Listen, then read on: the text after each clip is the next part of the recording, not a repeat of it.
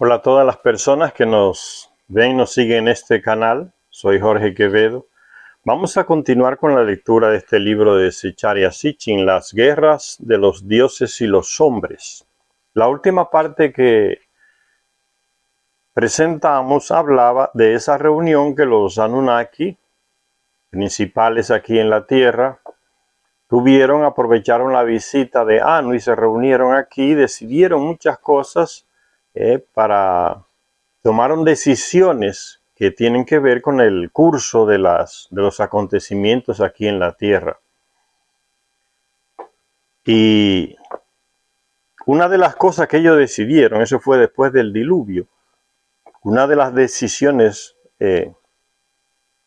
fundamentales, podemos decir así, que tomaron, fue la de darle a los terrestres un sistema de gobierno, instalarlos en ciudades que ellos mismos se gobernaran. Y el sistema que le dieron fue el que ellos tienen allá en Nibiru, que es la monarquía. El rey Anu es el rey del planeta entero en Nibiru, es un gobierno planetario.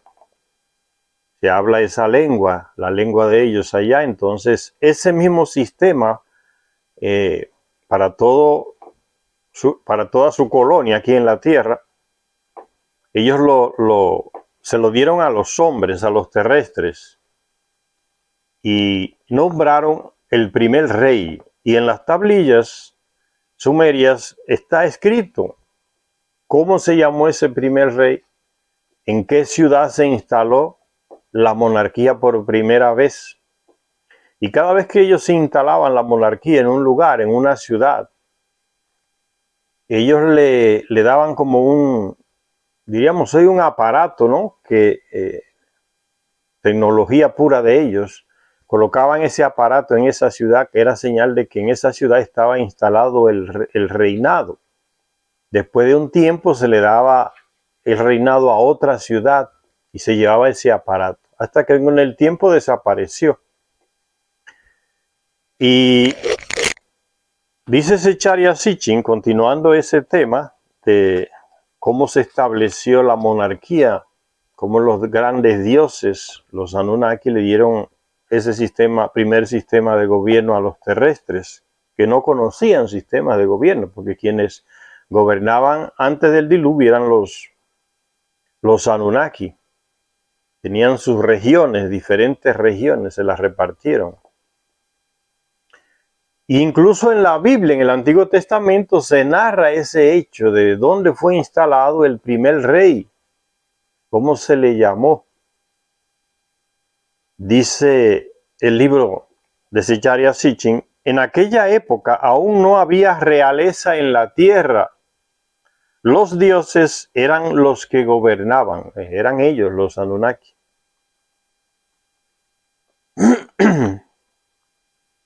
Pero el gran consejo, o sea, la reunión de los grandes Anunnaki con Anu, que llegó de visita aquí con su esposa, el gran consejo decidió cambiar aquello y conceder la realeza a la humanidad. Fíjense que eso coincide, ya Zecharia Sitchin nos lo señaló en otra parte, ¿no? Con la aproximación del planeta Nibiru aquí en nuestro sistema solar, entre Marte y Júpiter.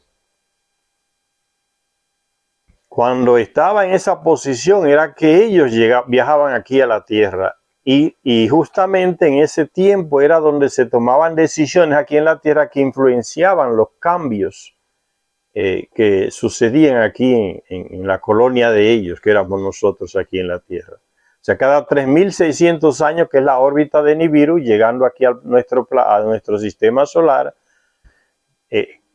cada vez que pasaba ese tiempo de 3.600 años, que podían visitar rápidamente aquí el planeta, ir y venir en sus naves, entonces sucedían aquí hechos que cambiaban el desarrollo de la civilización. Y este hecho es uno de ellos. Darle la monarquía a los terrestres, darle una manera para que se gobernaran y hacer ciudades para ellos nada más. Las ciudades de los Anunnaki continuaron existiendo, donde solamente vivían ellos. Pero entonces la novedad fue esa, crear ciudades para los terrestres que tuvieran ellos su propio gobernante, en este caso el rey, y que ellos siguieran adelante en ese proceso. Dice, en aquella época aún no había realeza en la tierra. Por eso en muchos textos antiguos se dice, en la Edad Media se decía que el poder del rey le era dado por Dios. Y la iglesia justificaba eso, ¿no? Que el que se rebelaba contra el rey se rebelaba contra Dios. O sea, los dos poderes se juntaron.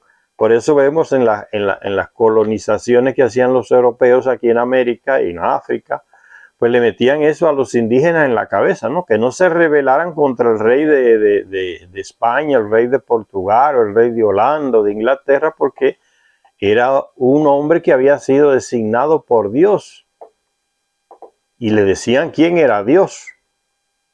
Los indios los indígenas no conocían ese tal Dios que esos señores trajeron. Tenían sus dioses ellos. Entonces decía, la monarquía viene del cielo. O sea, siguió la manipulación después de miles de años, ¿no?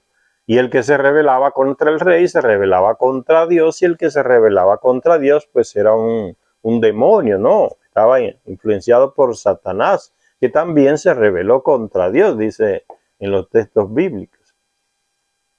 Y fíjense cómo va entonces la ideología instalándose, ¿no? El sustento religioso, dándole fuerza al sustento político ideológico, a la monarquía. Y lo mismo hicieron, eso no es novedad, porque eso fue lo que hicieron los Anunnaki con nosotros, con los terrestres. Dice, en aquella época aún no había realeza en la tierra, los dioses eran los que gobernaban, pero el Gran Consejo decidió cambiar aquello y conceder la realeza a la humanidad.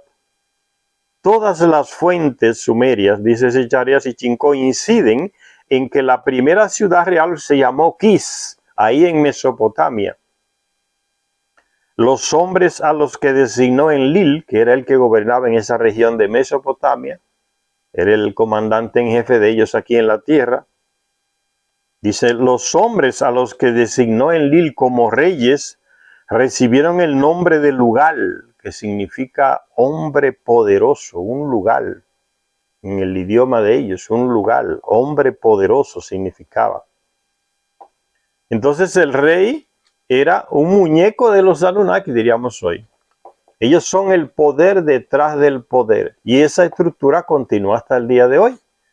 En muchos países de Europa, de Asia, de América, sigue el mismo esquema, miles de años después. Hay gente que elige al presidente, el pueblo cree que lo elige con esa fachada de democracia representativa y ponen a uno a votar.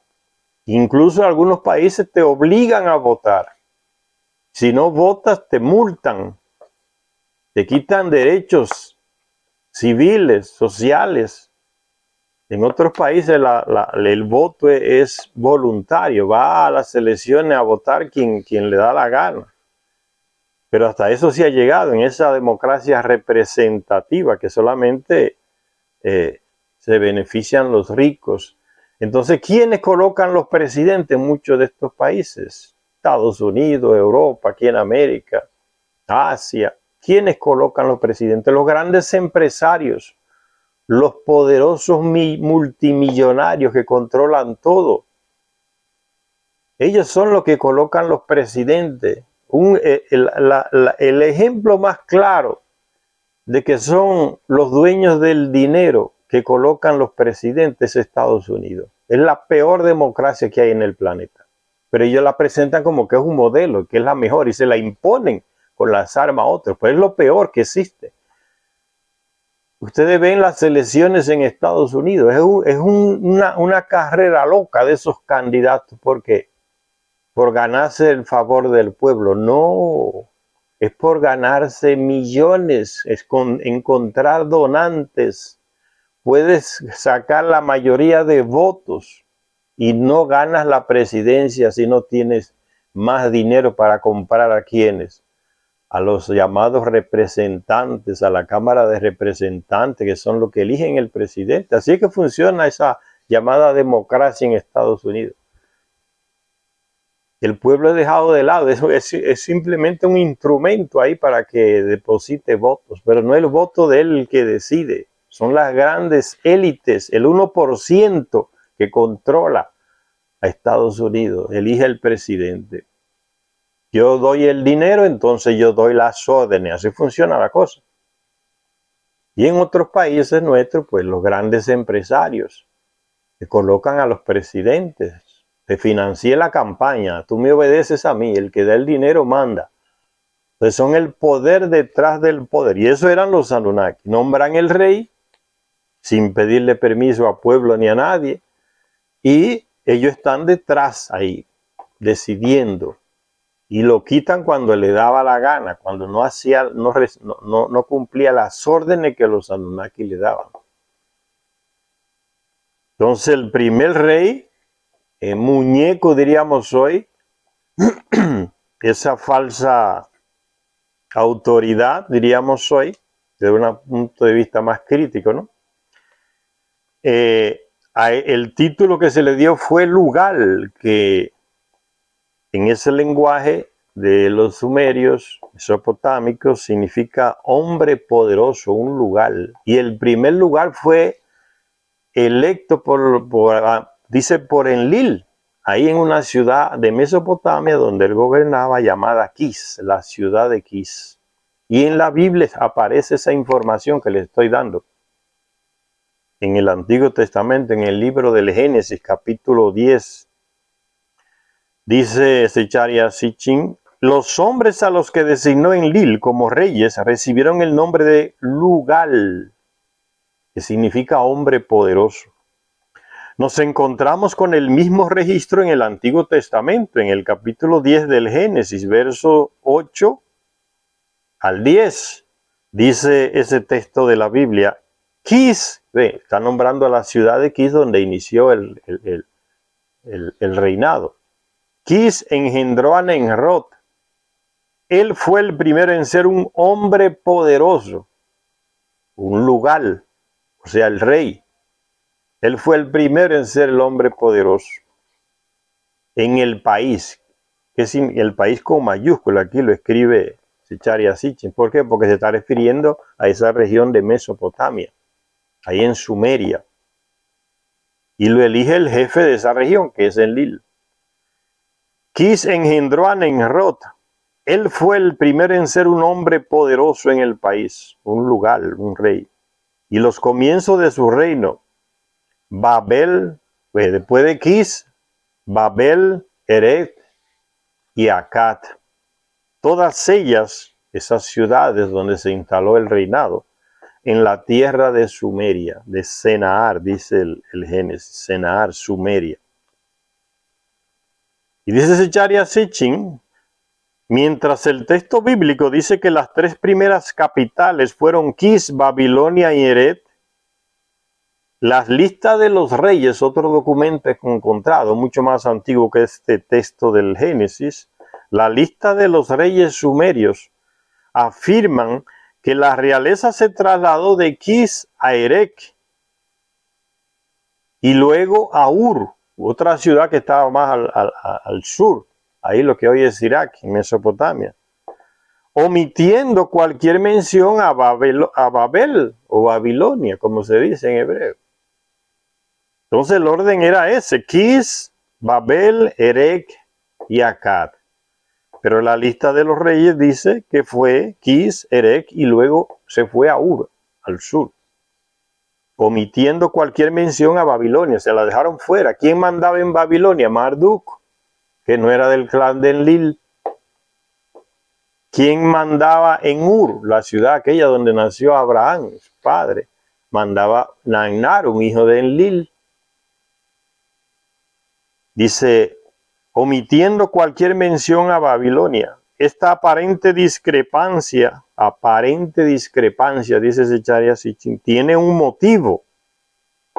Creemos que tiene que ver con el incidente de la Torre de Babel, ahí en Babilonia, territorio de Enlil, que el Antiguo Testamento registra con no poco detalle.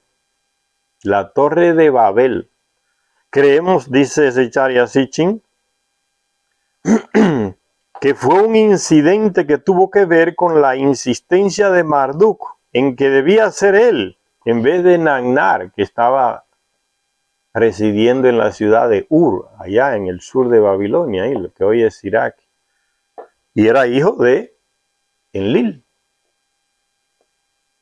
Dice, con la insistencia de Marduk en que debía ser él, en vez de Nagnar, el que debía poseer la siguiente capital de Sumer. Por eso en el texto bíblico aparece Babel en segundo lugar, o sea, la segunda ciudad que debería recibir el reinado, aquel aparato que se llevaba y se colocaba en esa ciudad, solo los Anunnakis lo tocaban y era señal de que en esa ciudad se había instalado el reinado autorizado por ellos. Entonces dice Kis, Babel, Erech y Akkad. La dejaron fuera Babel. Entonces la insistencia de Marduk en que debía ser él el segundo y lo violaron el acuerdo entonces. Se lo entregaron a Nagnar en el sur, en Ur. Era él el que debía poseer la siguiente capital de Sumer y no Ur, donde gobernaba Nagnar. Está claro que sucedió durante el reasentamiento en la llanura de Sumer, la bíblica Sennaar. A Sumer se le dice en la Biblia Sennaar. Cuando se estaban construyendo nuevos centros urbanos, ¿ves? Centros urbanos, los terrestres vivían en los campos, en el ambiente rural. No vivían en los lugares, en las ciudades, el ambiente urbano. Ahí vivían en los dioses, los Anunnaki. Entonces dice, cuando se estaban construyendo nuevos centros urbanos, nuevas ciudades.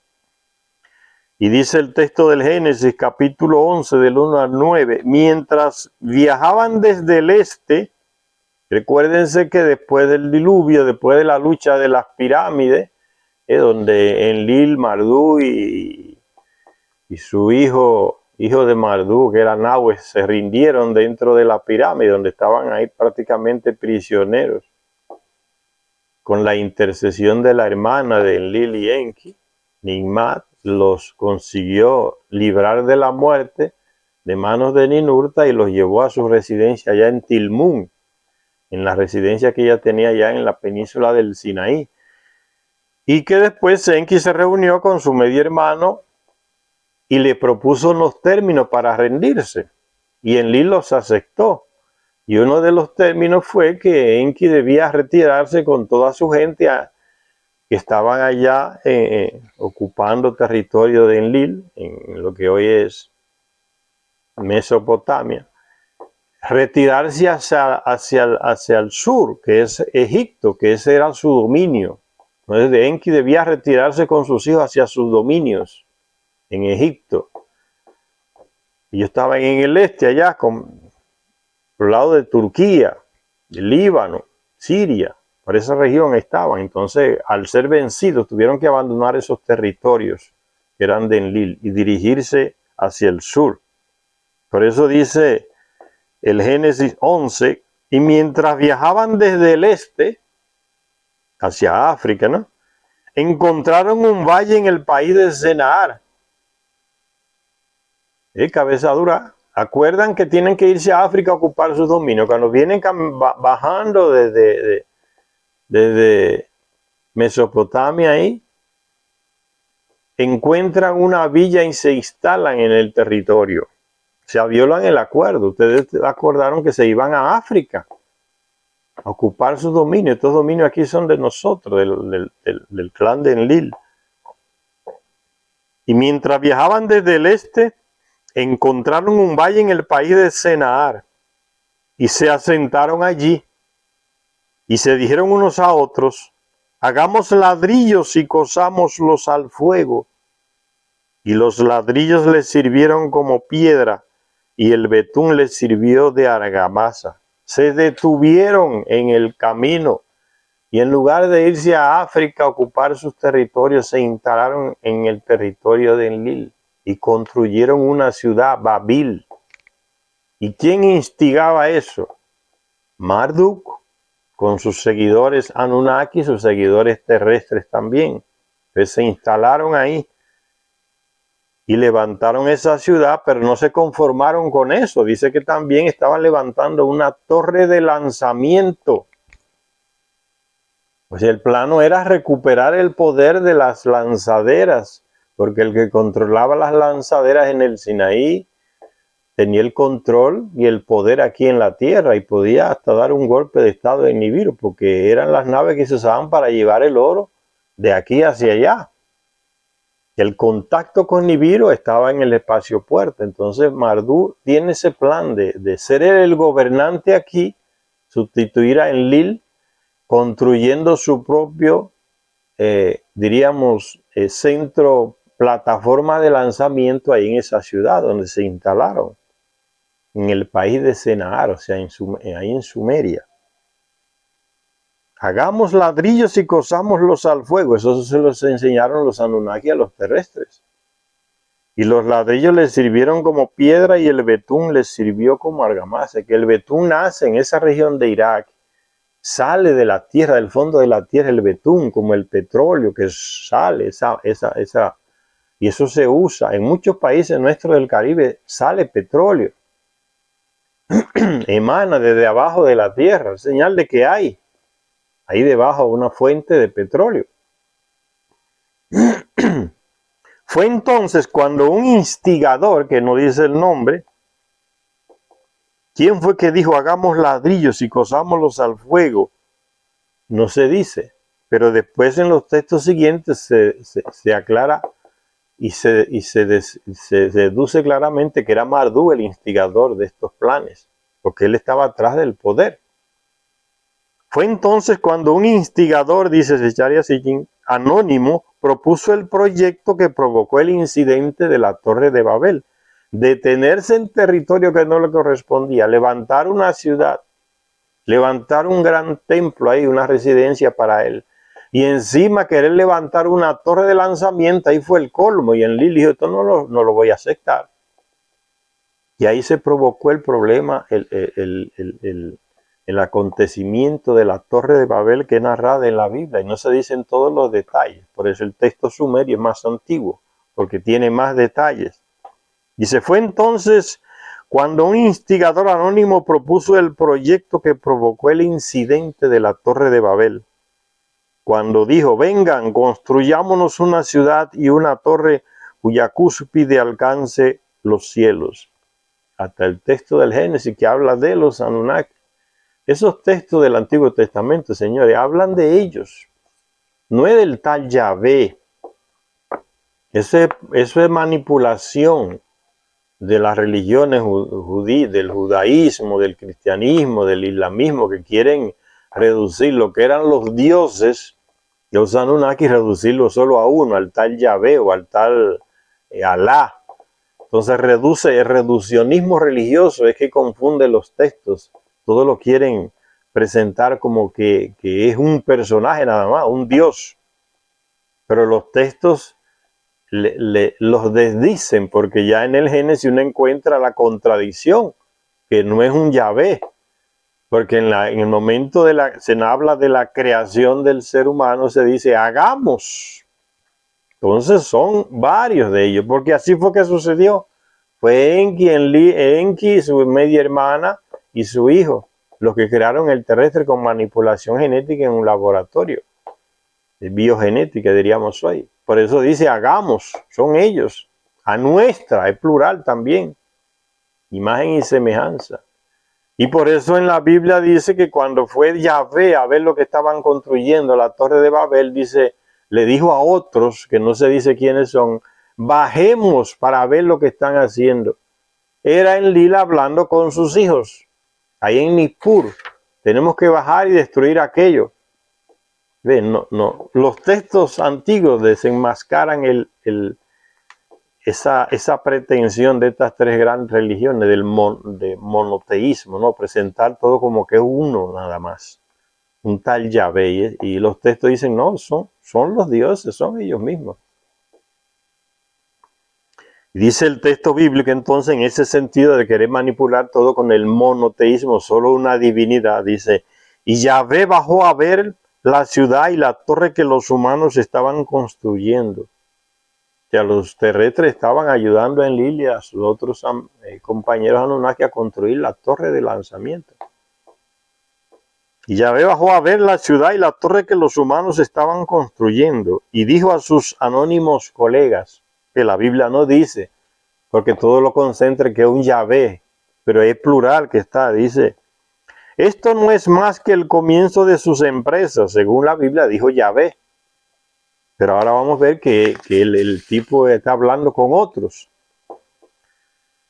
Esto no es más que el comienzo de sus empresas. De ahora en adelante, nada de lo que se propongan hacer les será imposible. Y Yahvé les dijo a sus colegas, vengan, bajemos y confundamos su lenguaje, para que no se entiendan entre ellos. Y el Señor los desperdigó desde allí por toda la faz de la tierra, y ellos dejaron de construir la ciudad. Les desbarató el proyecto. Pero fíjense que es un proyecto el que Marduk con otros Anunnaki, los terrestres, están queriendo levantar ahí en territorio de Enlil, en Babil, que implica tecnología.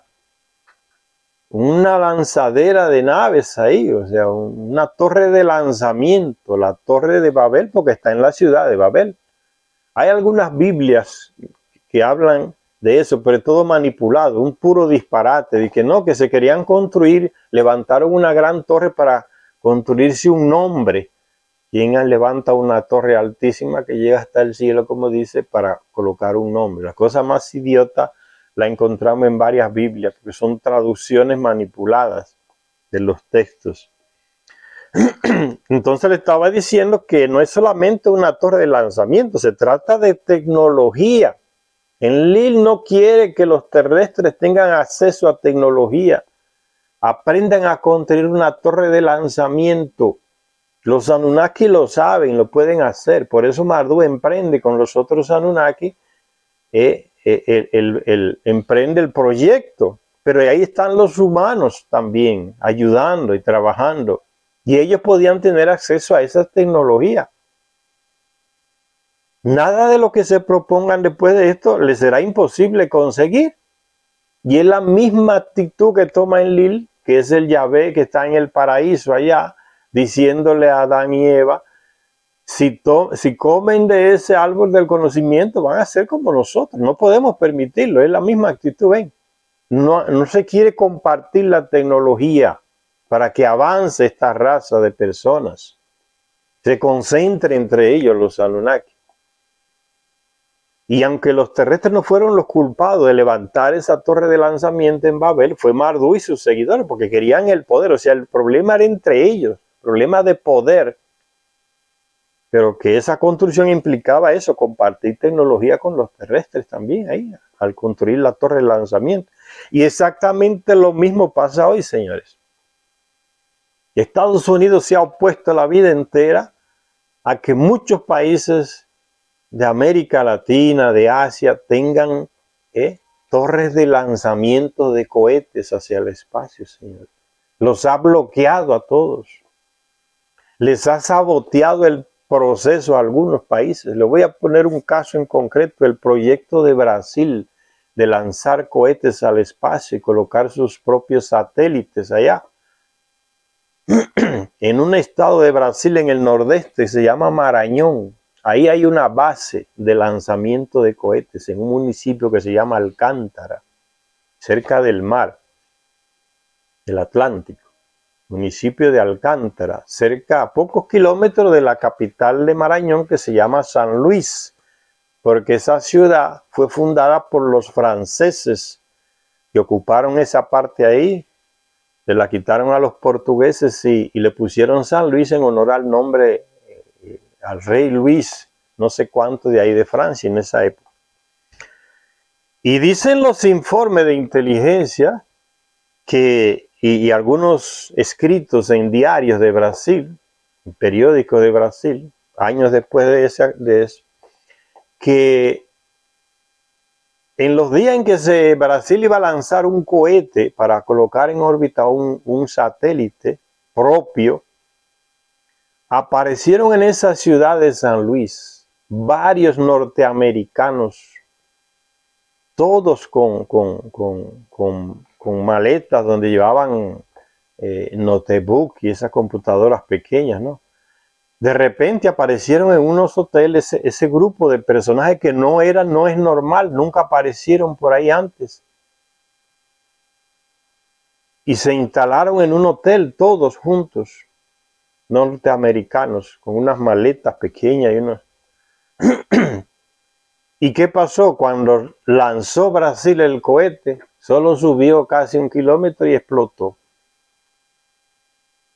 Inmediatamente esos personajes desaparecieron del hotel, nunca más aparecieron en esa ciudad de San Luis. Los sabotearon porque no quieren compartir la tecnología, porque así ellos tienen más poder, controlan todo. Ustedes quieren construir un cohete, no dejamos que ustedes lo hagan. Son nuestros técnicos que tienen que fabricárselo a ustedes. Quieren colocar un satélite en el espacio, pues tienen que pagar para que nosotros se los construyamos y se los colocamos allá. El control de la tecnología, pero se le fue de las manos la cuestión, porque ahora ya Rusia tiene, China tiene, Japón tiene, Irán tiene, la India tiene, y hay otros países que van en ese mismo plano ya de colocar. Venezuela tiene satélites ya, Argentina tiene satélites ya. O sea, y esos países, China, Rusia, Irán, ayudan a otros países a desenvolver esa tecnología. Estados Unidos no, Estados Unidos los bloquea.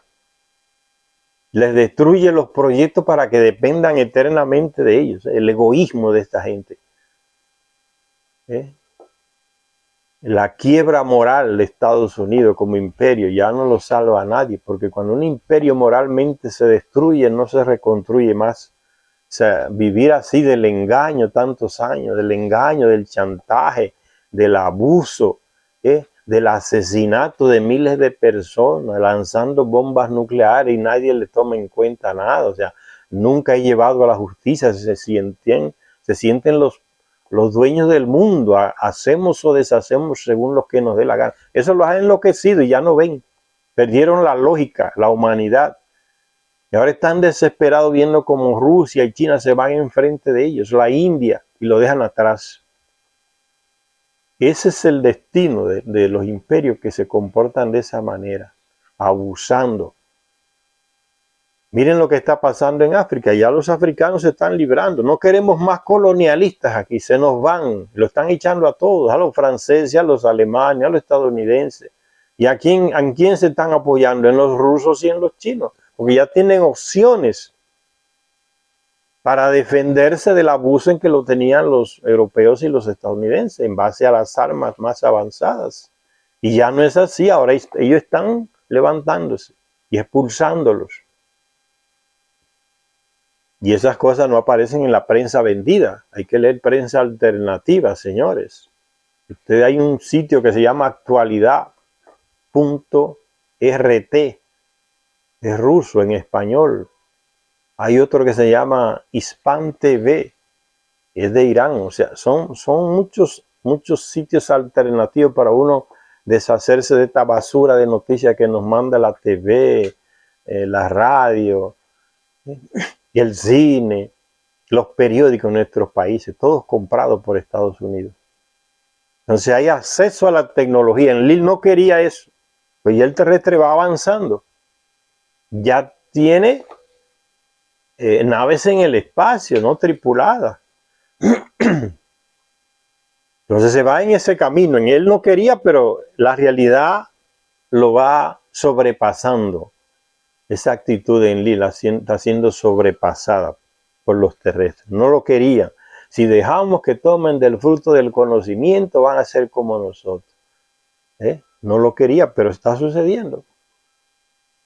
Le destruyó la torre, pero ya está sucediendo. Ya se han construido muchas torres de lanzamiento y se han lanzado. Se está avanzando por encima de esa actitud negativa y egoísta Y dice Zecharia Sitchin que los desperdigó y les confundió el lenguaje. O sea, fue una decisión. ¿Por qué tantos idiomas distintos en el mundo?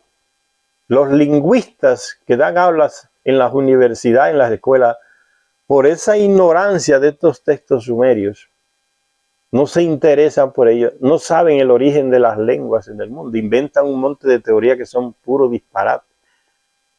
Fue una decisión de ellos, pero no fue una cosa de un día, ¿no? Que estaban construyendo la Torre de Babel y llegó Enlil con sus hijos y bajó y le destruyó todo y le confundió las lenguas. Eso no sucedió así. Es un proceso de años.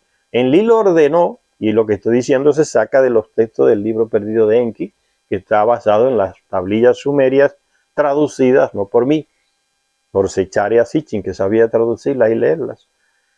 Fue un proceso de años. Enlil ordenó a varios Anunnaki, entre ellos Enki, algunas mujeres y hombres, que a cada región, a cada pueblo, a cada reino se le diera un lenguaje, se le fabricaron lenguaje, y así lo hicieron. Ahí vino eso de confusión de las lenguas. Y que muchos reyes iban a invadir a otros reinos y no podían porque no había comunicación, no se entendían. Uno le mandaba una amenaza al otro, un mensajero, y el mensajero llegaba allá y hablaba un monte de disparate, y el otro decía, ¿y qué está hablando este tipo? Y le mandaba un regalo al otro rey que le mandó una amenaza escrita, pero aquel no la podía leer porque no entendía el idioma. No existían escuelas para entender, estudiar un idioma de otra región, de otro reino. Entonces se dieron esos casos así curiosos, ¿no? El rey de Aracta mandó, ahí en Mesopotamia había un rey, Erech, y envió un mensajero a Aracta, que era un reino que estaba allá en el Valle del Indo, diciéndole, entrégame las riquezas de tu reino y serás mi vasallo. Y aquel que no entendía el lenguaje del que llevó el mensaje, le dije, ¿qué será lo que está? Y no pudieron descifrarlo, no había profesores para traductores. Lo que hizo fue que le mandó un regalo de presente. Y aquel lo recibió y tampoco entendió lo que dijo aquel, el mensaje que le envió. O sea, no se entendían y tuvo que parar el proyecto. Pero ¿cómo? Solo después llegó una mujer Anunnaki y le enseñó a uno de ellos a hablar el idioma del otro. ¿Ves? Ellos tenían la capacidad, crearon los idiomas y también daban las aulas para que otros los aprendieran. Ese es el origen de tantas lenguas distintas en el planeta. Pero el texto bíblico también dice que antes los hombres tenían un solo lenguaje. Ustedes leen ese texto de la Torre de Babel, van a encontrar donde dice que antes de bajar hacia la llanura de Sumeria, la gente hablaba una sola lengua, es la lengua de los Anunnaki, se comunicaban con todos, entre todos. No dice que Abraham se comunicaba con Dios, que Moisés se comunicaba con Dios, pues hablaban la lengua de ellos. Era la lengua universal. Entonces la confusión de lengua, los distintos idiomas, es un proyecto estratégico de los Anunnaki en contra de los terrestres, para que no se unan. ¿Sí? Desúnelos, divídelos y vencerás. Los desperdigó también, dice, los envió a diferentes lugares y le enseñó diferentes idiomas a cada grupo. Entonces es difícil entenderse y unirse. Pero una táctica, diríamos, militar, político-militar de Enlil. A dar la orden, enséñele distintas lenguas. Así nunca más van a intentar hacer un proyecto como este. En el fondo estaba asustado, porque él mismo lo reconoce, ¿no? Nada de lo que se proponga esta gente será imposible si le dejamos que levanten una torre de lanzamiento. Porque se está hablando de un terrestre civilizado, no es un salvaje. Y entonces sigue diciendo el texto de Zecharia Sitchin, es un dogma de los recuerdos históricos sumerios que hubo un tiempo en que la humanidad hablaba al unísono, está en el texto del Génesis. Y también afirman que la confusión de lenguajes junto con la dispersión de la humanidad Se fueron a diferentes partes del planeta Tierra, se dispersó la humanidad por todo el planeta. ¿Por qué hallamos terrestres en todo lugar del planeta? Porque se dispersó la humanidad. Fue una decisión también de los Anunnaki. Los terrestres se dispersaron. Dice, y también afirman que la confusión de lenguajes junto con la dispersión de la humanidad fue una decisión deliberada de los dioses. No de ese tal Yahvé, como dice la Biblia, está manipulando. Al igual que el Antiguo Testamento, los escritos de Beroso, aquel sacerdote que le escribió la historia y la prehistoria, la historia antigua a los reyes ahí de Mesopotamia, Beroso. Al igual que los escritos de Beroso daban cuenta de que los dioses introdujeron gran diversidad de lenguas entre los hombres, o sea, entre los terrestres, que hasta aquel momento habían hablado todos el mismo lenguaje. Por eso, señores, es importante aprender otros idiomas. Cuando usted aprende otros idiomas, usted se enriquece, usted se comunica con otra cultura, otro punto de vista sobre todo. Un punto de vista diferente al que usted tiene, con el que usted nació, se creó, se formó. Y ahí usted se enriquece. Viajar a otros países, conocer otras culturas, compararlas con la cultura que usted tiene, ver cómo se hacen las cosas allá y cómo se hacen donde usted nació. Eso enriquece mucho, aprender otros idiomas, aprender a pensar como aquellos. Entonces eso es una gran riqueza, porque eso es lo que está en el origen del ser humano. Tener una sola cultura y una sola lengua, eso es lo que está en su origen. Por eso es que la riqueza está allá. Cuando usted aprende otros idiomas, se enriquece, otra cultura, se enriquece. ¿Qué es lo que han hecho los imperios terrestres? Han deformado todo. Que se creen que una cultura es superior a otra. Y entonces vamos a civilizarlos. Ahí se perdió todo el sentido de la originalidad que había, de la riqueza intercultural. Ya estas personas que se ven más que otros, miran de arriba hacia abajo a otras culturas, entonces se pierden de la riqueza porque piensan que no tienen nada que aprender de esa otra cultura. Pero estamos en el mismo planeta y es imposible. El enriquecimiento cultural se dio y se sigue dando, solo que es ocultado para que unas culturas parezcan más superiores que otras. Cuando llegaron los españoles y los portugueses aquí a América, viajaban en los barcos comiendo galletas con sal y agua que se podrían al poco mes ya estaban podridas, y el vino agrio, y pasaban hambre comiendo esos disparates, galletas con gusanos. No tenían una manera de tener un alimento que durara meses o años sin podrirse en los barcos. ¿Y qué es lo que le descubrieron aquí, encontraron aquí, que los indígenas le enseñaron en todo el continente? La yuca, los indígenas la deshidratan hasta el día de hoy. La deshidratan la yuca, le sacan las toxinas tóxicas y la convierten en una harina que dura años almacenada y no se pudre. Y hacen tortas. En el Caribe, algunas regiones se llama casabe. En Brasil se le llama, en el nordeste de Brasil se usa lo mismo, pero con otro nombre. Más blando. Es el producto de la sabiduría de los indígenas. Cuando los portugueses y los españoles descubrieron eso, nunca más viajaron comiendo galletas podridas en los barcos. La harina duraba años en los barcos almacenada en sacos. Y era solo cogerla y ponerla en algo caliente y ya estaba pronta, lista para comer, con carne seca o lo que quisieran. Eso no se dice en los libros de historia, lo que le enseñaron. Le enseñaron la metalurgia. Los indígenas sabían fundir cantidades de metales que los europeos no sabían. Nada de eso se dice que aprendieron, sino que siempre dice la misma estupidez. Vinieron a civilizarnos, dice. Esa es la lengua del estúpido que no entiende lo que significa el enriquecimiento cultural y se siente superior. Y más aún, ¿quién le enseñó a los europeos a tomar baño? Los africanos que fueron allá y duraron casi 400 años. Que le llamaban los blancos, le llamaban de moros.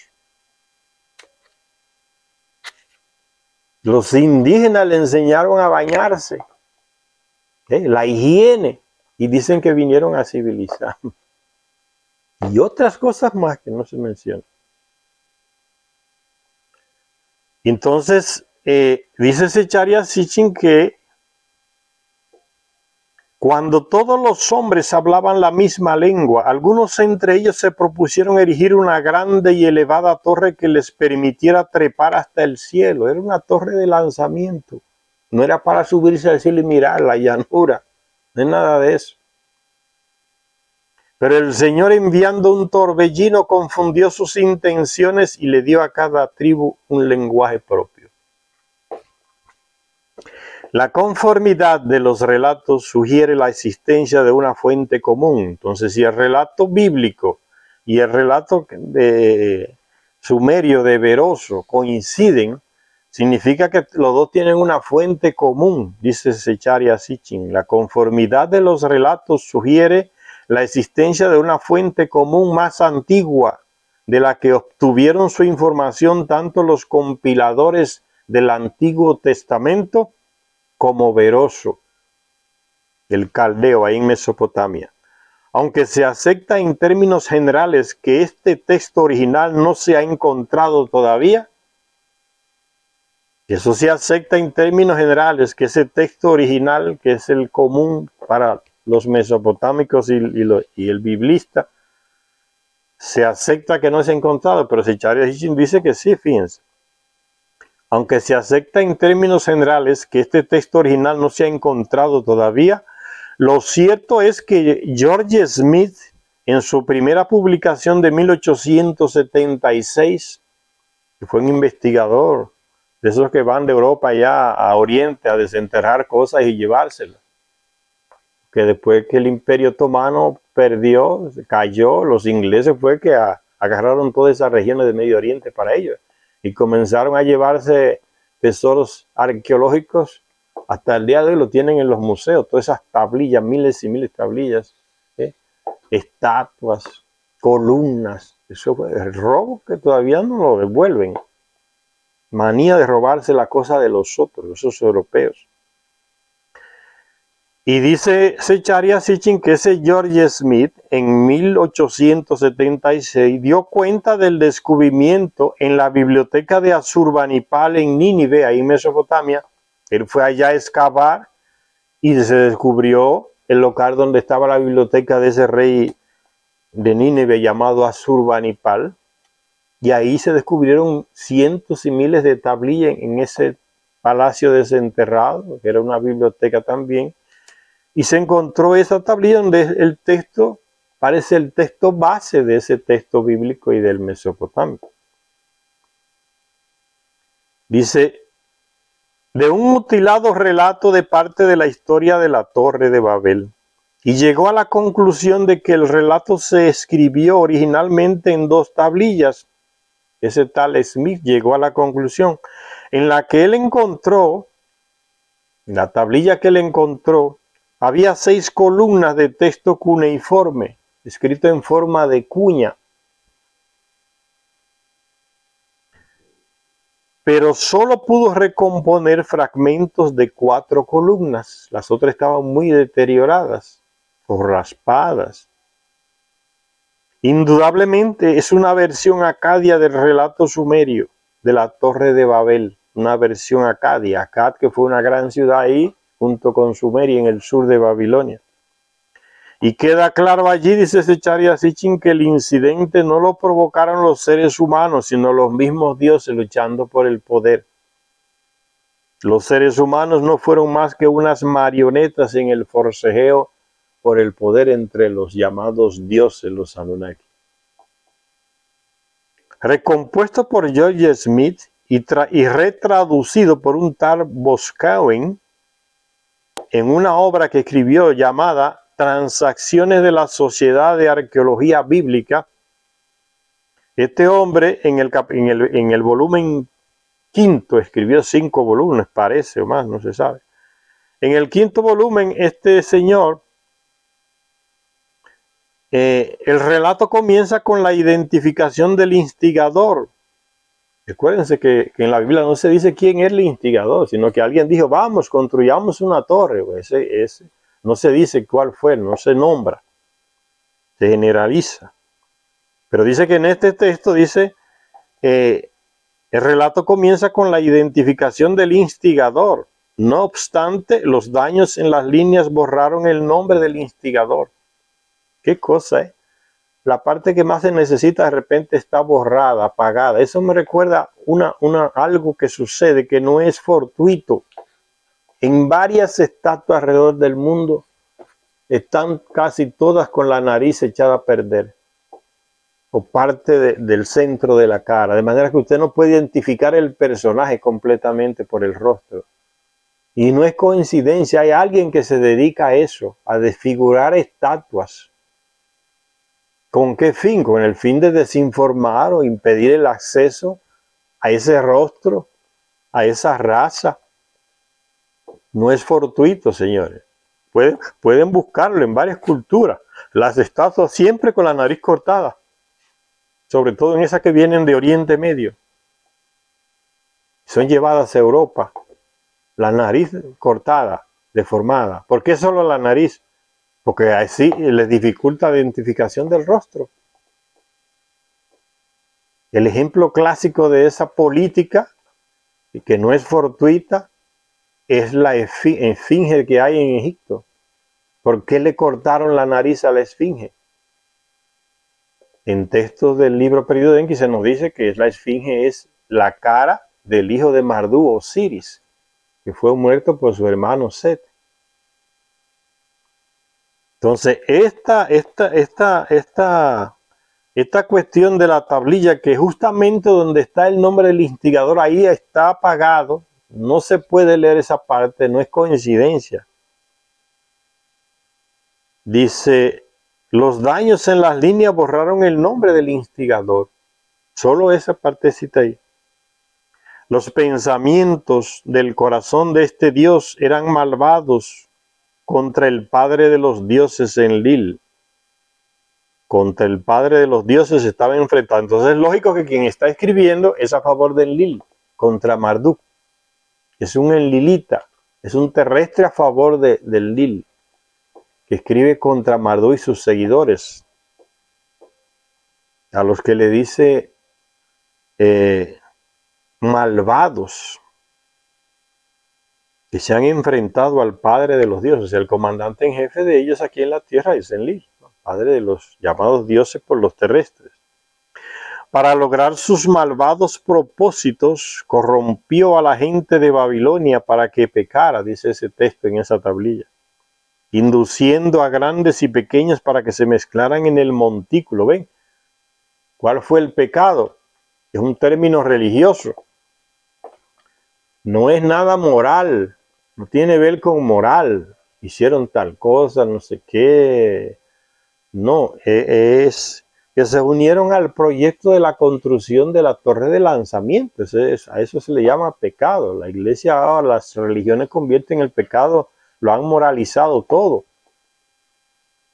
Si usted se rasca ya debajo de la cintura, ya es pecado. Le meten el mote de pecado a todo. Lo moralizan todo. Eso no existía.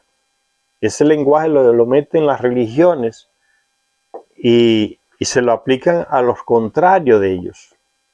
Es como hoy, se demoniza a una persona y después se le ataca, ¿no? Porque es la víctima. ¿Y quiénes lo demonizan? Los que tienen el control de los medios de comunicación. Ese es un demonio, ese es Satanás, ese es no sé qué, eso, el enemigo. el eje del mal, como dicen en Estados Unidos, ese del eje del mal. Ellos demonizan a los enemigos que se les revelan, ¿no? Que tienen el control de los medios de comunicación. Y mucha gente se traga el cuento.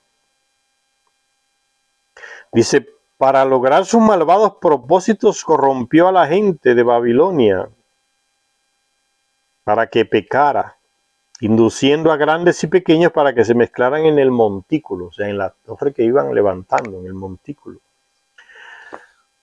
Cuando la pecaminosa obra llamó la atención del señor del montículo puro, o sea, de Enlil, el jefe, ya identificado con Enlil en el cuento del ganado y el cereal. Enlil es un texto que se descubrió en unas tablillas. Los expertos europeos le meten unos títulos lo más ridículos que uno que lee se da cuenta, ¿no? Porque para estos señores, como yo les digo, todo es leyenda, todo es mitología, y de ahí no salen, en esa burrada mental ellos no salen de ahí. Los textos que son históricos, como nos dice Zecharia Sitchin, son textos históricos, no es leyenda, no es mitología. Estos llamados expertos europeos estadounidenses lo llaman de mitología.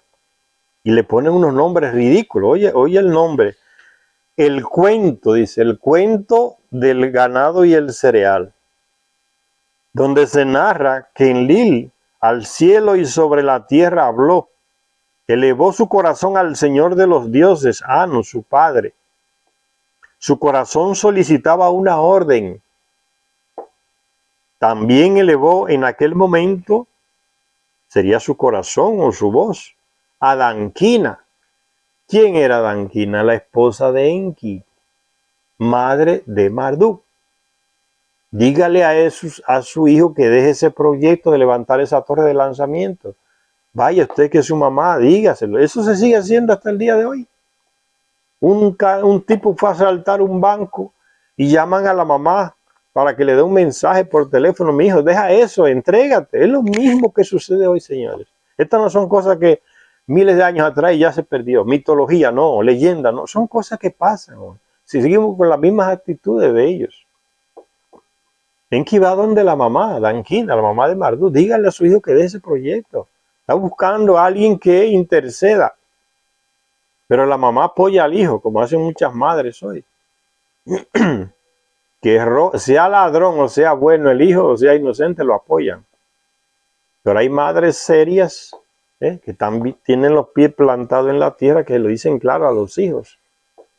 Yo no le voy a pasar la mano a usted por la cabeza. Si roba, yo lo voy a llevar a la policía para que lo metan preso. Que yo no estoy criando hijo ladrón. Tienen carácter esa mujer y eso le transmiten a los hijos. Sobre todo a esos vagabundos que se tuercen. Eso no fue lo que yo le enseñé a usted, a robar, a quedarse con las cosas de los otros. Entonces usted va a la policía ahora, yo lo voy a llevar. Padres y madres que tienen esa visión más clara de lo que es ser padre y madre, que no apoyan a los bandidos y los sinvergüenzas, toman esa actitud. Y son por miles que existen. Como también existen otros miles que son unos alcahuetes, o sea, apoyan la vagabundería del hijo. Desde pequeño, lleva el niño una cosa que se robó y el padre y la madre lo apoyan. Y dice, ay, qué bueno que encontraste eso, dámelo aquí, ven, colócalo aquí.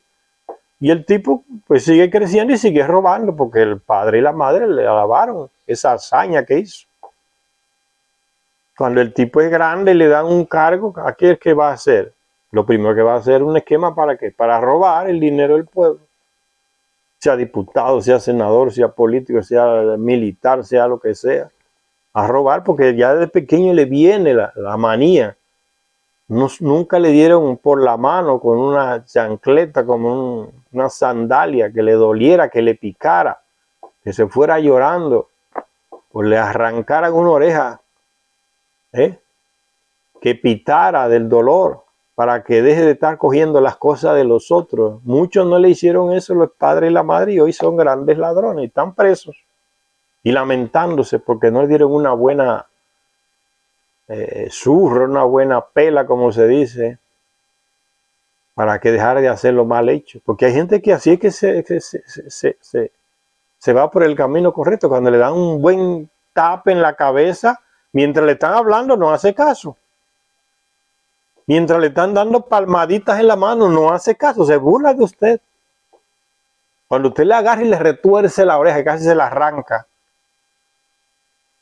o le da una buena zurra en un cuarto, una buena pela, como dicen algunos países, el tipo llora y se lamenta y se pone bravo, pero eso lo agradece después que está grande. Yo no estoy preso por ladrón, por la pela que me dio y la golpiza que me dio mamá y papá por yo haber robado tal cosa. Tuve que ir a devolverla, pasar la vergüenza y devolver lo que me robé, porque me dieron una golpeada que nunca más lo hice. Ese agradece esa golpiza. Porque hay gente que se corrige así, no hay manera, el ser humano es así. Otros se corrigen hablándole, pero la mayoría se corrige así. Cuando le dan sucede un acto que los estremece, que los hace abrir los ojos. Entonces, si hay muchas madres sin vergüenza, hasta con la justicia, ¿no? Fulano robó, que lo lleven a la justicia, que el juez lo condene.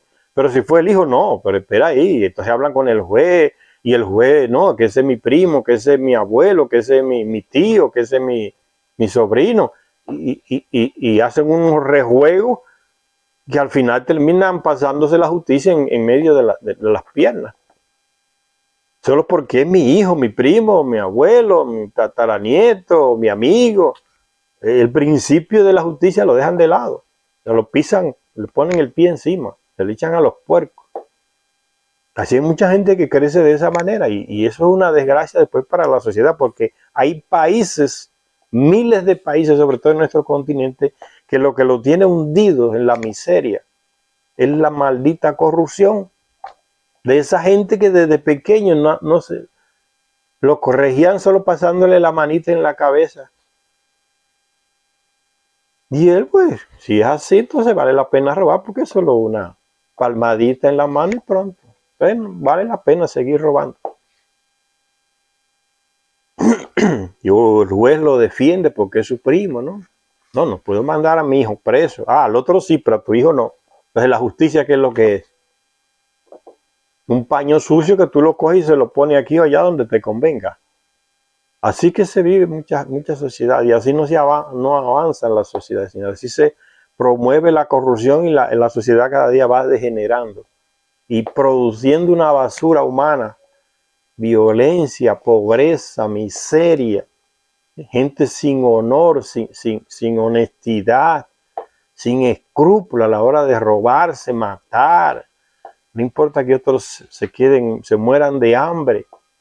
Entonces, esa conciencia no se crea en las personas, ni en las escuelas, ni en muchas familias, ni en las iglesias. Fíjense, yo les dije una vez lo que hacen esas iglesias, eso es lo peor que se está haciendo.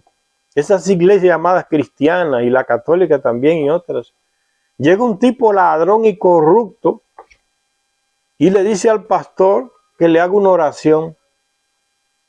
Y el pastor descubre que el tipo tiene mucho dinero y le dice y le da una labia para que coloque el cartón de crédito que él tiene ahí, se lo entregue a la iglesia, porque dando es que se recibe, y le lee ese texto de la Biblia, aquel ladrón y corrupto. Y el tipo, pues, lo dijo Dios, no para él que lo dijo Dios, lo que está en la Biblia lo dijo Dios. Y entonces después que hace eso, le coloca la tarjeta de crédito a nombre del pastor, o del sacerdote de la iglesia, o del obispo. Entonces le hacen una oración y lo descargan de toda inocencia. Le dicen, mira mi hijo, lo que tú tienes adentro es Satanás que te ha llevado a cometer todos esos errores, robarte la cosa de los otros, robarte el dinero del pueblo, robarte la educación, el dinero de educación, de la salud de la gente. Eso no eres tú, mi hijo, es Satanás que está dentro de ti, que te ha llevado a cometer esos errores. Pero no te preocupes, que aquí te vamos a sacar a Satanás de dentro y tú vas a ser libre de ese demonio.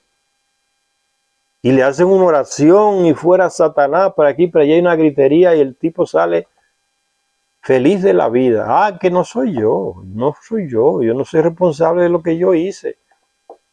Es Satanás. Le echaron todo encima al pobre diablo. Y el tipo sigue con la misma mentalidad de ladrón y corrupto, y ahora más porque ahora está apoyado por Dios. Eso lo darle un dinerito al pastor, al padre, y ya estamos limpios. Y eso sucedía en la Edad Media. ¿Por qué se dividió la Iglesia Católica en la Edad Media, señor? Y surgieron otras ramas por la corrupción que venía desde Roma, porque de arriba hacia abajo siempre. Las indulgencias, ¿qué eran las indulgencias? Era eso. Los sacerdotes iban por todos los países de Europa a recolectar dinero para el Papa de Roma, para que los obispos y el Papa vivieran bien como millonarios allá. ¿Y qué es lo que hacían? Perdonándole los pecados a los pobres que ya la habían. Ellos mismos le metieron los pecados en la cabeza a la gente y después iban a perdonárselo. El que dé tantas monedas queda libre. Y muchos sacerdotes se burlaban. Oye, qué lindo suena el sonido de las monedas cuando caen en la alcancía. Así se van librando las almas de los pecados. Entonces el rico que tenía más dinero daba más y era más, tenía más indulgencia, ¿no? Se le perdonaba más.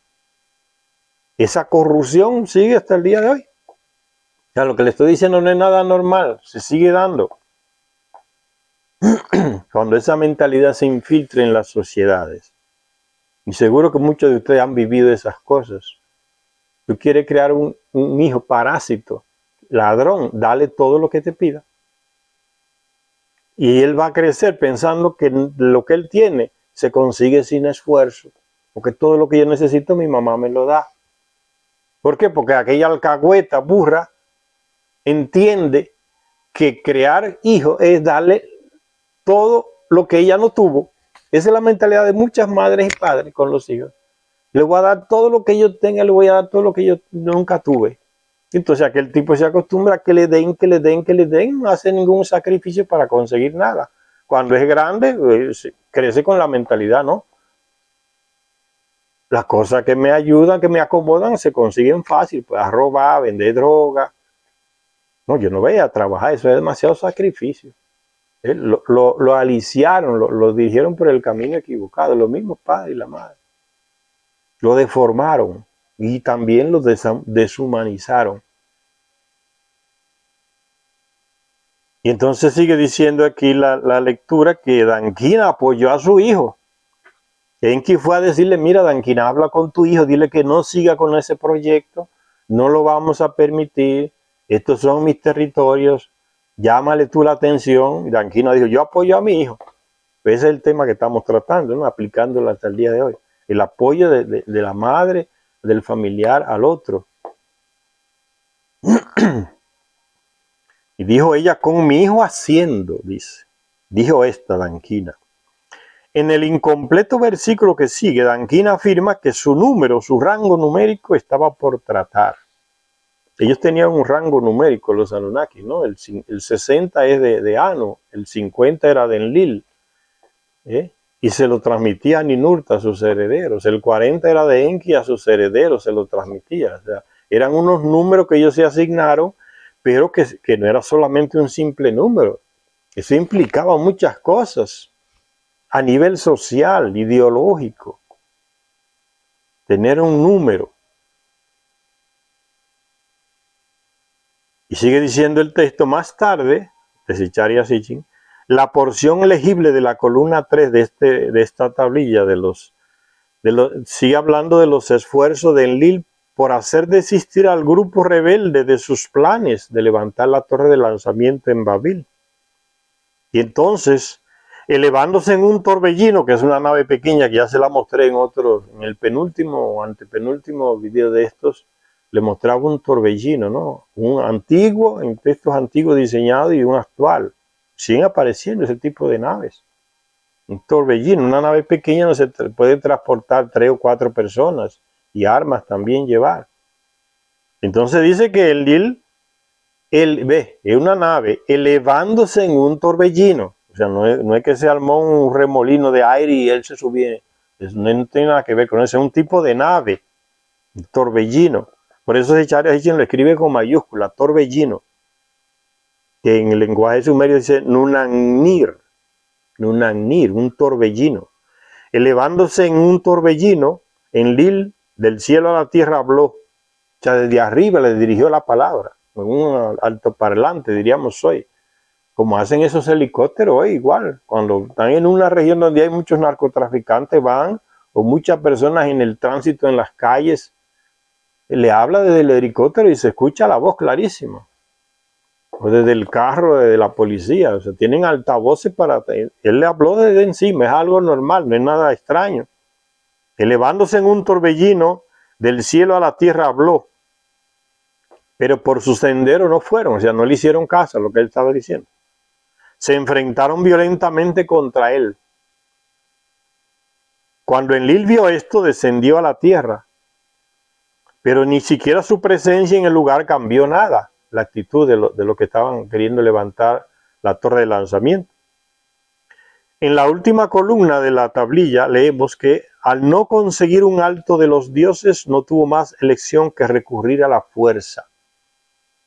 Y dice el texto, a su torre fortaleza, o sea, la torre de lanzamiento que estaban construyendo, a su torre fortaleza en la noche dio absoluto fin. Por eso dice el texto en el Antiguo Testamento, vengan y bajemos para que destruyamos su oro, porque es Enlil y sus hijos que tomaron esa decisión frente al rechazo de Marduk y su gente. No, vamos a continuar. Entonces Enlil decidió con sus hijos, por eso dice el texto, hablando en plural en el texto bíblico. No es el tal Yahvé, es Enlil y sus hijos.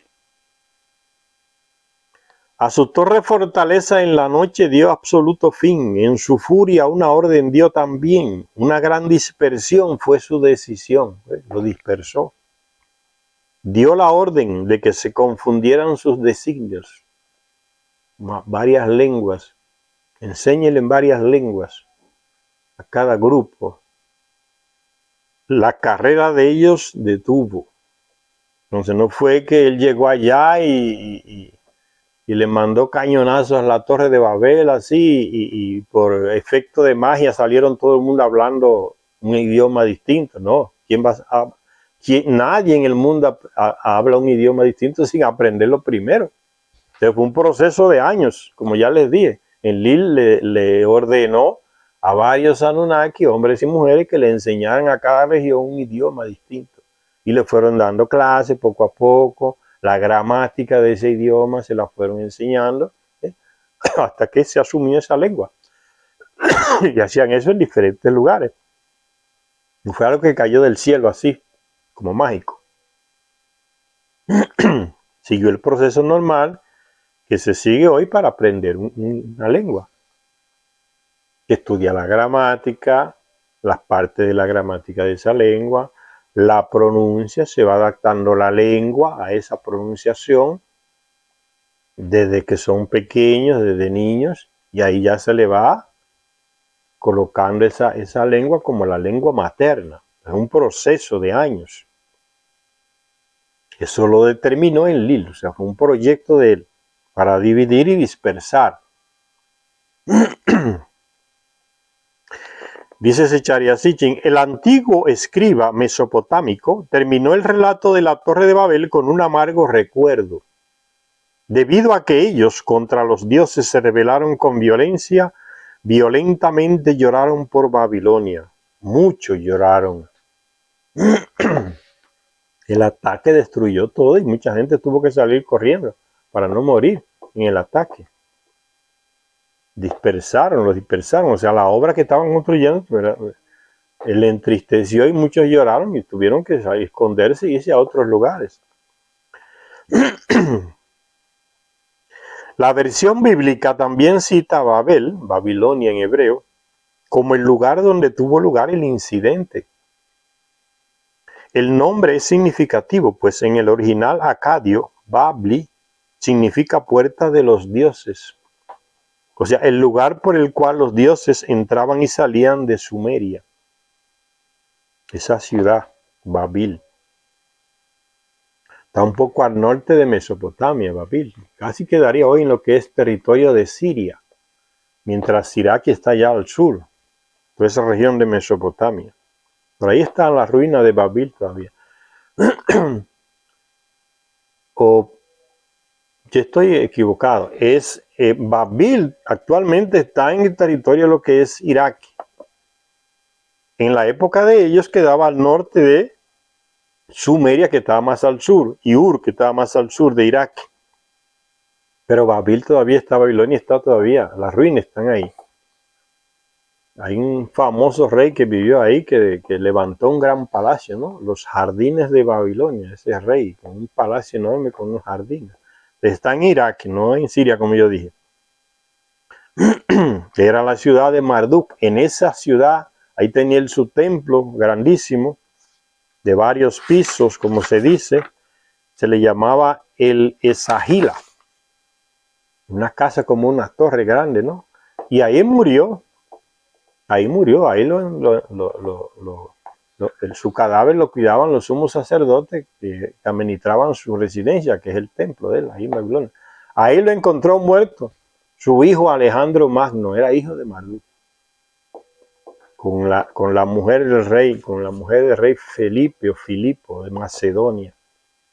Marduk la dejó embarazada, tomó la forma de un sacerdote egipcio que fue a visitar al rey y entró en la habitación y la dejó embarazada.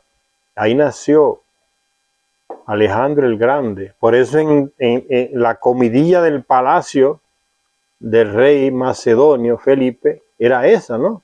El chismorreo era ese. Alejandro no es hijo del rey, es de un sacerdote egipcio que vino por aquí, un mágico, era Marduk. Por eso es que Alejandro, cuando va invadiendo todos esos territorios, llega ahí a lo que es Canaán, el Sinaí, ahí detiene su ejército y con un grupito pequeño baja hacia Egipto a encontrarse con unos sabios sacerdotes servidores de ese dios Marduk, que en Egipto se le llamaba Ra, a cuestionar, a preguntarle al sacerdote del dios Ra, y ellos le confirman: sí, Alejandro, te estábamos esperando, tú eres hijo de Ra, el Altísimo. Y él tuvo hijos, ellos tenían hijos con varias terrestres, no era normal entre ellos. Entonces él era hijo de Marduk o Ra. Entonces sigue diciendo el texto aquí de Secharia Sitchin que era la puerta de los dioses, Babil ahí.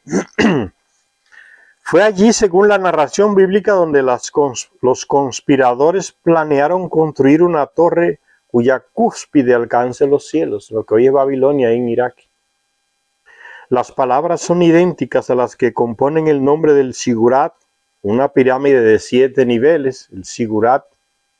Eso es arquitectura de los Anunnaki, que fue el rasgo dominante de la antigua Babilonia, llamado el Esagila, que significa casa cuya cúspide está elevada.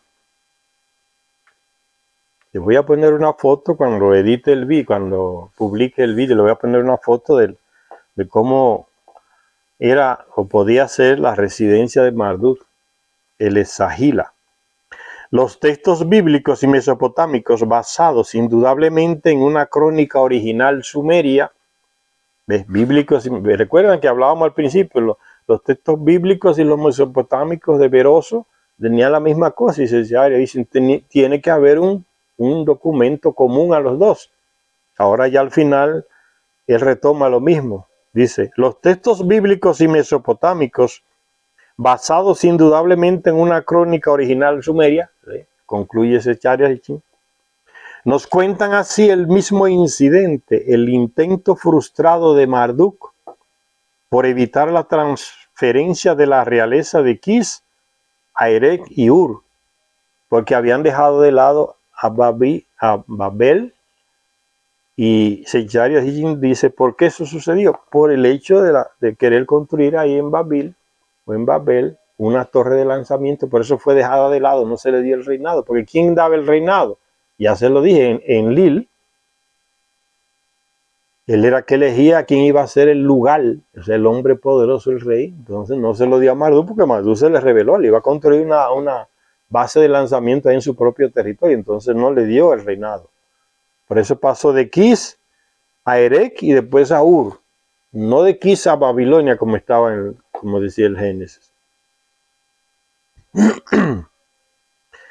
Dice, nos cuentan esos textos comunes, así el mismo incidente, el intento frustrado de Marduk por evitar la transferencia de la realeza desde Kish a Erech y Ur, ciudades destinadas a ser centros de poder de Nagnar-Sin, hijo de Enlil, y de sus hijos y descendientes, y por hacerse con la soberanía para su propia ciudad Babilonia. Entonces Marduk quería el poder para él en Babilonia, el poder que tenía Enlil, comandante en jefe de todos ellos aquí en la tierra. Sin embargo, en su intento, Marduk puso en marcha una cadena de acontecimientos repletos de tragedias.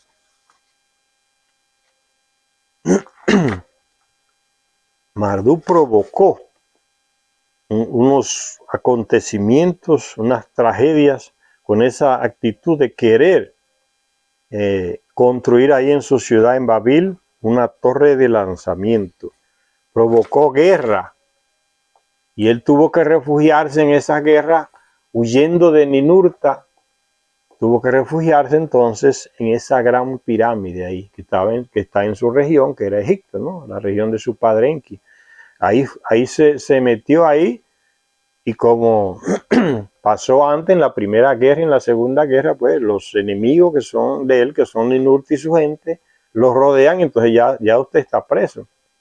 Como pasó con los del regimiento Azov, ahí de esos nazistas ahí en una ciudad de Ucrania, ¿no? Esos asesinos que son salvajes, son fanáticos nazistas, ¿no? El regimiento Azov. Se metieron todos en una antigua base ahí de fabricación de químicos, ya desde que no producía más una central nuclear ahí. Se refugiaron ahí, los rusos los rodearon pronto, ya están. O le quedan dos opciones, o rendirse, salir, o morirse ahí de hambre. Se metieron en su propia celda. Eso hizo Marduk. Huyendo de Ninurta, se refugió en la pirámide, pues ya está preso, está rodeado. Le cortaron el agua, le cortaron la luz, como decimos hoy, y casi muere ahí. Entonces a él se le llamó el prisionero de la pirámide. Dice Zecharia Sitchin, no hay duda de que se encerró vivo a Marduk en la montaña tumba. O sea, la pirámide grande, la mayor, se le convirtió en su tumba, ahí preso. Los textos que se han encontrado y traducido así lo atestiguan. Otros textos mesopotámicos arrojan luz sobre la naturaleza de su delito. Y todos juntos, estos textos nos permiten llegar a una reconstrucción plausible de los acontecimientos. Desterrado de Babilonia y Mesopotamia, Marduk volvió a Egipto y se estableció en Heliópolis, potenciando su papel como centro de culto, la ciudad de Heliópolis. Es un nombre griego que el original no es Heliópolis, es un nombre que los griegos le pusieron a esa ciudad en griego, ¿no? Heliópolis. Potenciando su papel como centro de culto de Marduk, al reunir sus objetos personales celestes en un santuario especial. Ya tuvo que huir de Babil, pues se le destruyeron el proyecto y se fue otra vez a Egipto, donde hacía años que había abandonado el poder. Lo ocupaban otros. Y entonces toma como centro esa ciudad, que en griego se le llama Heliópolis, y lleva sus cosas personales ahí, su nave espacial que él tenía y todas sus cosas, la deposita ahí y se convierte como en objeto de veneración para la gente, en Heliópolis. Desterrado de Babilonia y Mesopotamia, Marduk volvió a Egipto y se estableció en Heliópolis, potenciando su papel como centro de culto, o sea, dándole fuerza a esa ciudad como centro de culto porque él fue a vivir ahí. Entonces ahí van la masa de terrestres bobos, convencidos de que era un dios, a pedirle favores, a rezarle, a llevarle ofrenda, porque ya se enteraron de que el dios estaba ahí en su ciudad. Y es lo que hace la religión. Igual pasaba en la Edad Media, ¿no? Sabían que en tal lugar, decía un obispo, de esos que le gustan agarrar dinero, que colocamos un pedazo del hueso de San Fulano allá En tal ciudad iba un montón de gente fanático haciendo caminatas de kilómetros, llevando de todo, cabras, pollo, todo lo que tenían de comer, alimentos, dinero, a llevarle ofrendas a esa reliquia de ese santo para que le haga favor. Todos nuestros países se ven esas cosas, no es nada nuevo. Aquí también ya aparece. Se entera el terrestre que Marduk llegó de nuevo a su ciudad y se instaló en Heliópolis, llegó a su región en Egipto, y ahí va la gente entonces a hacer peregrinaciones, que lo ven como el Dios, ¿no? Se han creído el cuento, tantos miles de años.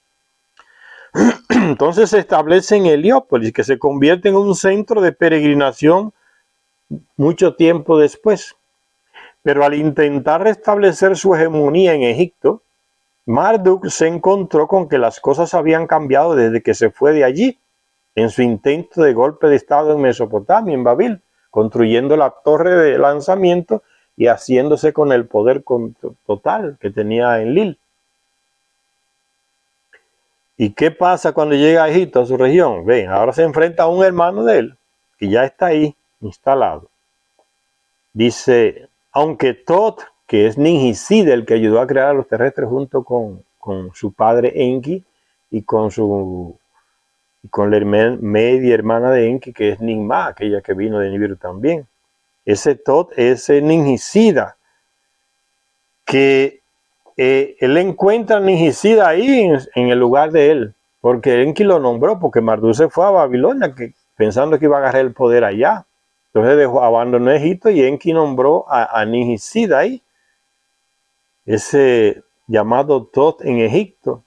Y después que llega Marduk ahí en Egipto, con plan de recuperar toda su región, su poder, se enfrenta a su hermano, Tot o Ningisida, y lo expulsa de ahí.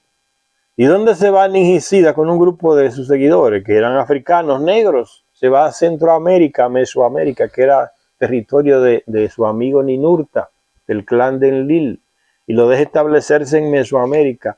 Por eso que se encuentran en Costa Rica, en Nicaragua, en Honduras, en esos lugares de Mesoamérica, sur de México, cabezas grandes hechas de piedra, con rasgos de africanos. Son los seguidores de Ningisida que llegaron allá con él.